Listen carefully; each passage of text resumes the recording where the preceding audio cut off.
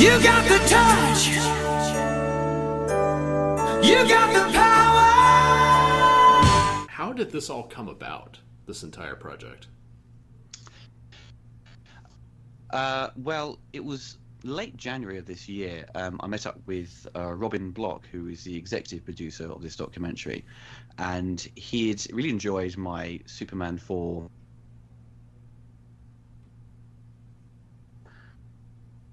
Partridge. The documentary was kind of detailing the sort of locations of Superman 4 because it was shot for $17 million. They shot it in the UK. They used Milton Keynes, a town in the Midlands, kind of that was doubling for Metropolis, and a lot of the sort of set pieces were done at Elstree Studios.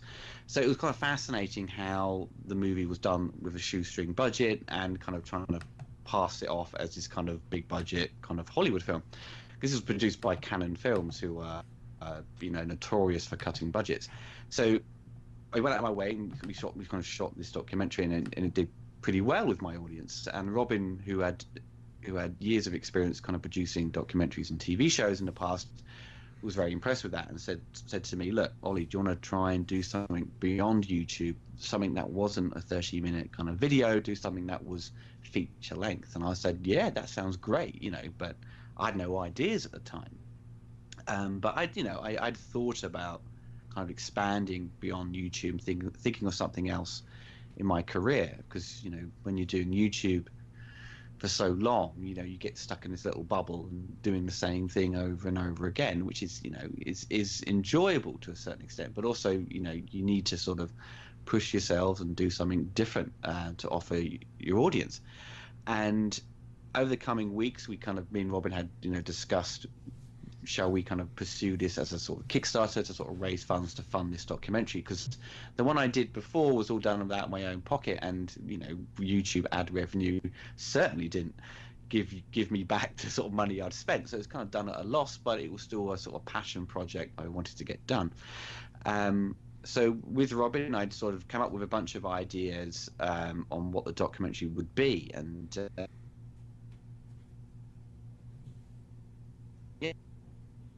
that would be suitable, of interest to me, but they were quite niche. So we kind of settled on, let's do something on 80s action movies. And because the majority of my channel, there's a lot of 80s action reviews. My YouTube channel sort of doing retrospective reviews on these classic films.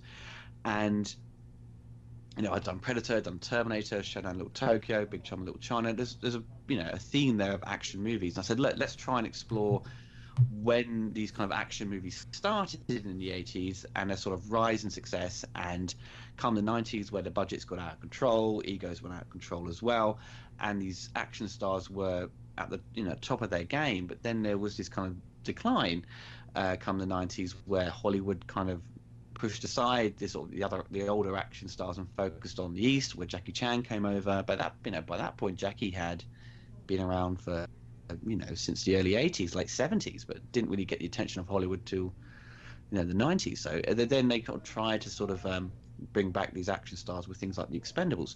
So that was a clear story there to be told. And obviously, along the way, there's discussions about the VHS market and video games that were kind of aimed at children, that were based on adult sort of R-rated movies. So we kind of come up with this kind of idea, and then sort of pitched the idea to my audience, who were really enthusiastic. And then once we kind of got the script down and did the Kickstarter trailer video, and when it launched, it really did extremely well, passing its initial kind of funding target. And during that time, Robin had found another producer to join us, which is Ty Singh, who was also on the call with us, and he was instrumental in getting many of the talented filmmakers, actors and writers on board. When it comes to documentary filmmaking as a whole, it usually can be quite stressful. How have you been tackling it so far? What has been your game plan for getting everything together? With Ty on board, he has been essentially kind of communicating with all these actors and directors to sort of find a time when they are available, and we're going to fit our schedule around them. So it's about sort of finding the right point when everyone's kind of got this availability, and we kind of started contacting them a couple of months ago. So you have this, they're all given a heads up, and some of them will say, look, come back later when you're closer to the time, because they don't know what they're doing in, say, 2 or 3 months. And if you ask most people, someone says to you, what are you doing in November? You'd be like, oh, I don't know. So you have this kind of, sort of trying to figure out when everything's going to work for everyone. So, we've already got the schedule sorted for October, where Ty is going to fly out and interview these people, and some of the actors and directors and stuff that are based around the UK and Europe, I will be sort of chasing up them and interviewing them.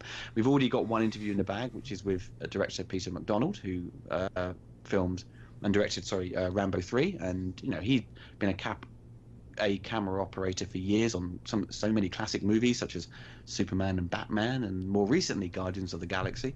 So he's worked with Jean-Claude Van Damme a number of times. So we've already got one in the bag, and then the majority is going to be October. So the stress for me is not at the moment. The stress is going to be for Ty, I think, really, come October, trying to running around trying to get these interviews in the bag, and making sure he gets the right answers from these people. And the stress is going to be for me come the end of the year and early next year, when I start editing the documentary. And that's where documentaries are made.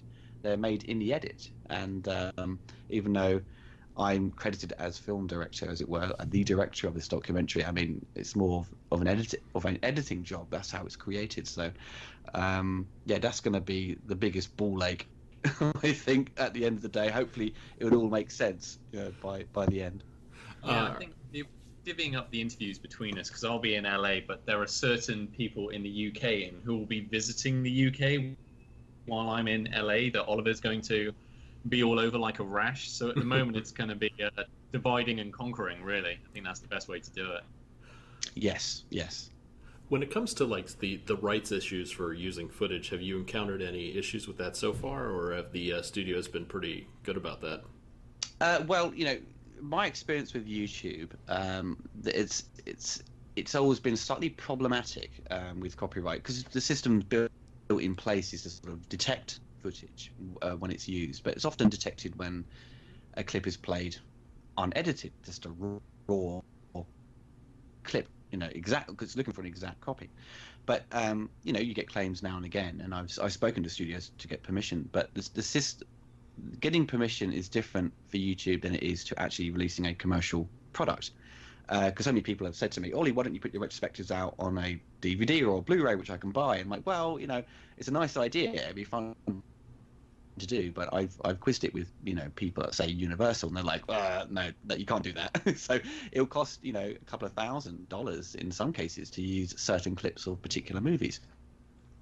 So we've kind of looked into different areas. You can argue fair use in some cases for clips and how they're represented.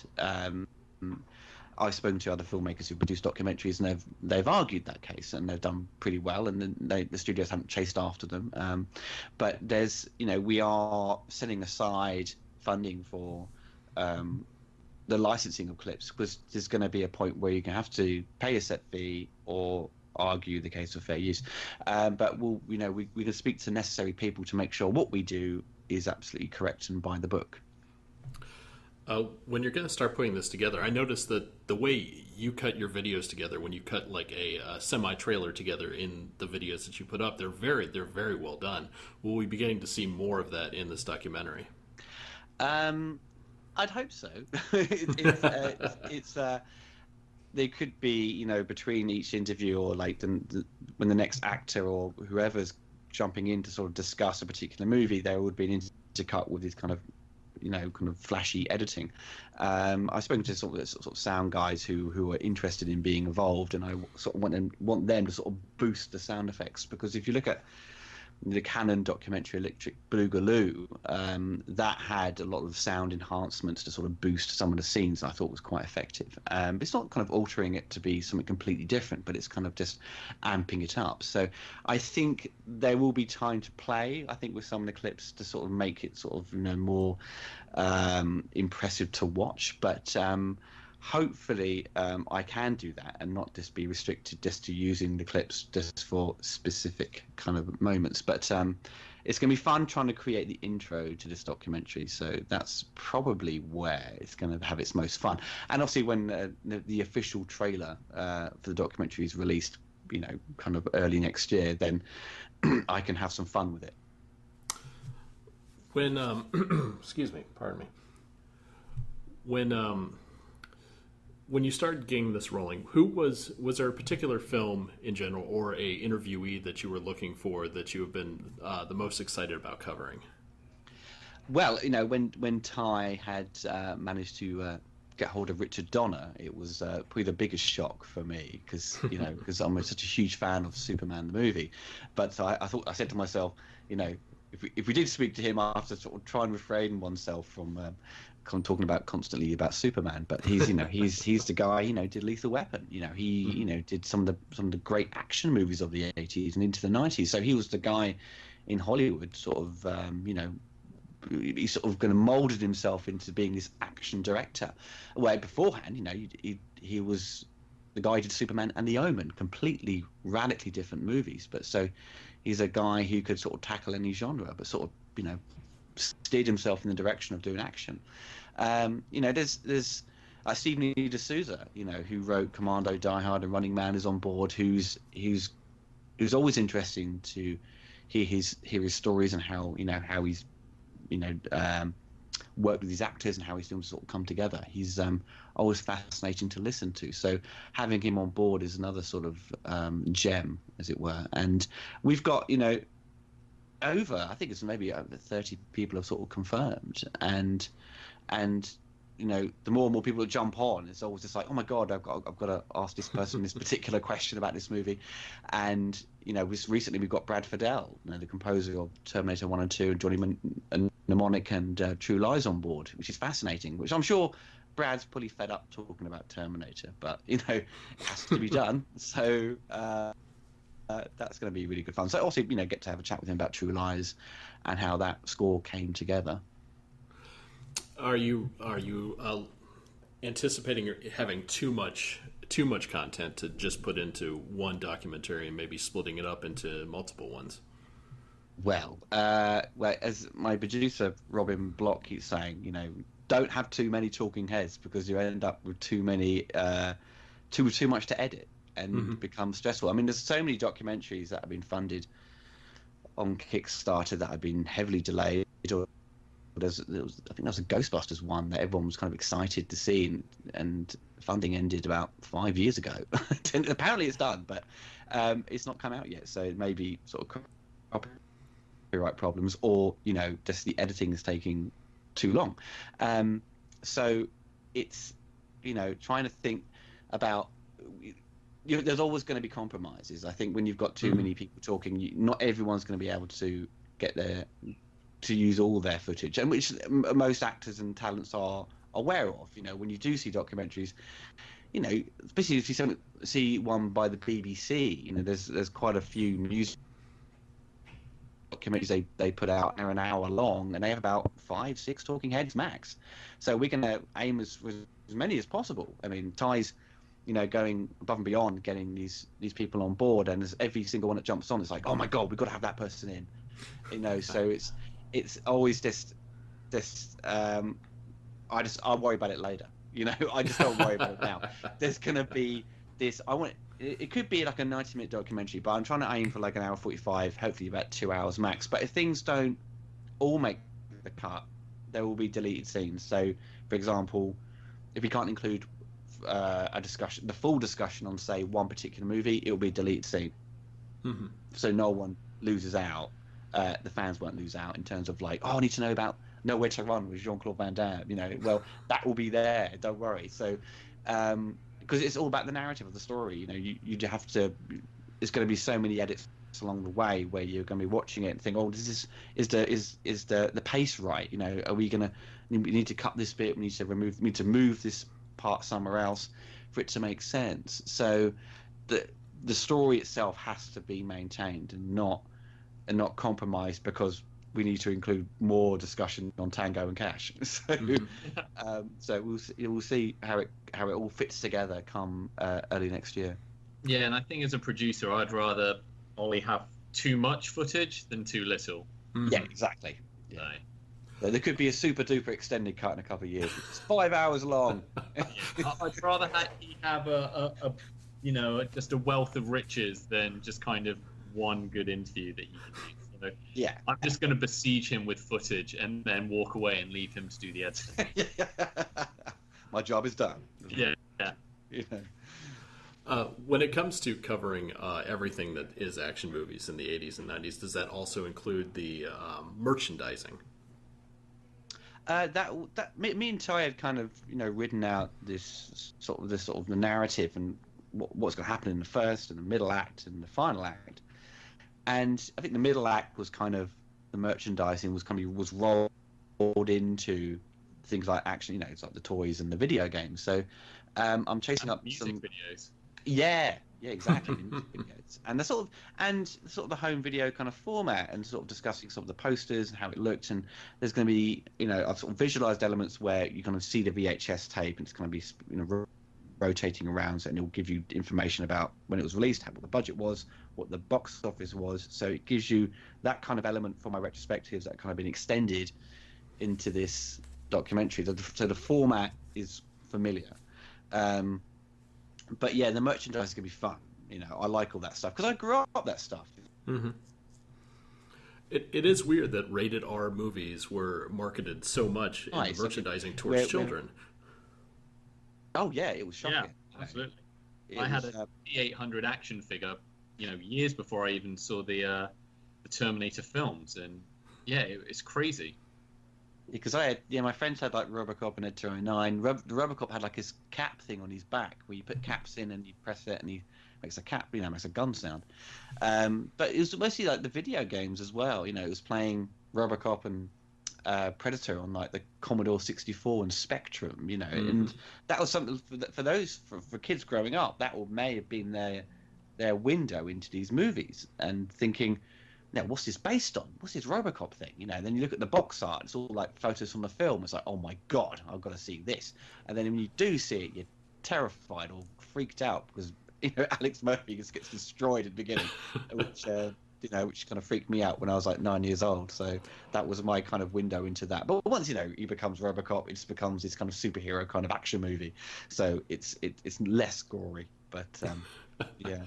Just excessive drug use and lots of violence, but still, it's Yeah. passable if you're close to 10. Compute that. You just all you want to see is Robocop blast people to bits and that amazing score in the background. So, since you did meet your funding goal really quickly, but you still have ongoing funding, what is the funding after your set point going to be used for?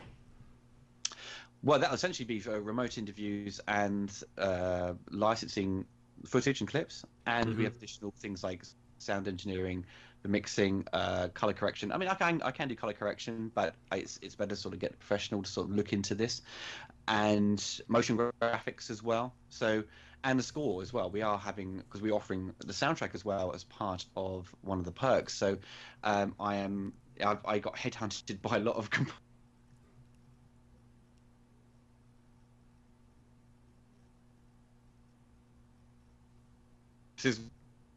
that it will be kind of synthwave kind of music, but then I was like, well, I kind of want something a bit more orchestral, because if you look back at 80s movies, trying to sort of replicate that, it was mostly orchestral music.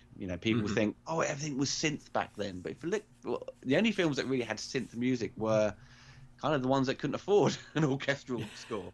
So you'd have, horror films would mostly be synth scores. I mean, you had, examples of big movies with with a synth score, like Harold Faltermeyer's stuff for Beverly Hills Cop 1 and 2, and The Running Man and Tango and Cash. But there was the main drive was to have orchestral music by Jerry Goldsmith or James Horner, or Alan Silvestri. So I'm going to be picking and choosing who will be providing music, and if they can kind of provide me with a theme. And provide me with sort of just an underscore throughout the entire documentary. I would really love to get like a song at the end, like 80s movies did, and they still do. Movies still have that, like a song at the end. But I want something that captures the spirit of the 80s, and so try and find an artist who can provide something which is really just sort of epic at the end and very catchy, and people will start remembering it, and that will be part of the soundtrack. That's released You already as have Stan Bush on board, so I might just mention it to him. See if he well. wants Yes, see, Stan Bush agreed to do a song. That would, that'd be amazing. that would be amazing. Because I'm just excited to meet the guy, to be honest. But yeah, So the guy did Transformers and things like Bloodsport. That would just be, a dream come true to have that as part of your film. Yeah. The very high energy, very empowering songs that he does. Just it's so 80s. it's not about sex and drugs. It's just overcoming your obstacles and doing it in a righteous way. That's it. yeah. With big hair. So Bigger hair, the better. Yeah. can't get through the door.